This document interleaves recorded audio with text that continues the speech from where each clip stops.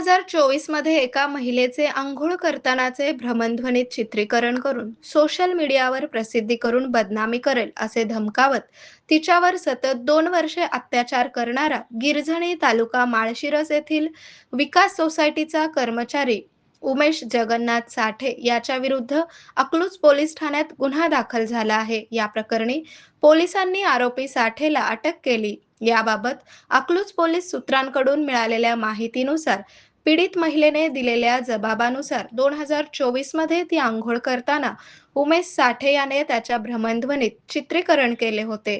ते तिला दाखवून चित्रीकरण सोशल मीडियावर टाकेन अशी धमकी देत साठेने बळजबरीने शारीरिक संबंध ठेवले। त्यानंतरही अनेक वेळा आरोपीने महिलेचे चित्रीकरण करून तिला ब्लॅकमेल केले आहे।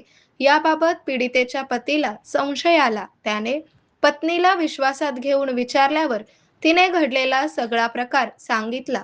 त्यानंतर अकलूज पोलिसांकडे तक्रार दाखल करण्यात आली। अकलूज पोलिसांनी उमेश साठे यास ताब्यात घेतले असता त्याच्या भ्रमणध्वनीत अनेक अश्लील चित्रीकरण आढळून आले। या घटनेचा अधिक तपास सहाय्यक पोलीस निरीक्षक सुधीर टिंगले करीत आहेत। उमेश साठे हा गिरझणी ग्रामपंचायतील क्लार्क पदावर कर्मचारी म्हणून काम करत आहे। त्याच वेळी तो गिरझणी विकास सोसायटीमध्ये शिपाई पदावर काम करत आहे।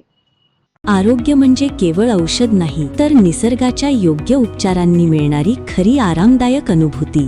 सोलापूरमध्ये निसर्गोपचाराचं विश्वासाचं नाव लिमये निसर्गोपचार केंद्र।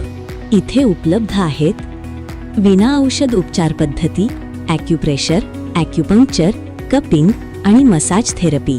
सर्व प्रकारच्या आजारांवर निसर्गाच्या माध्यमातून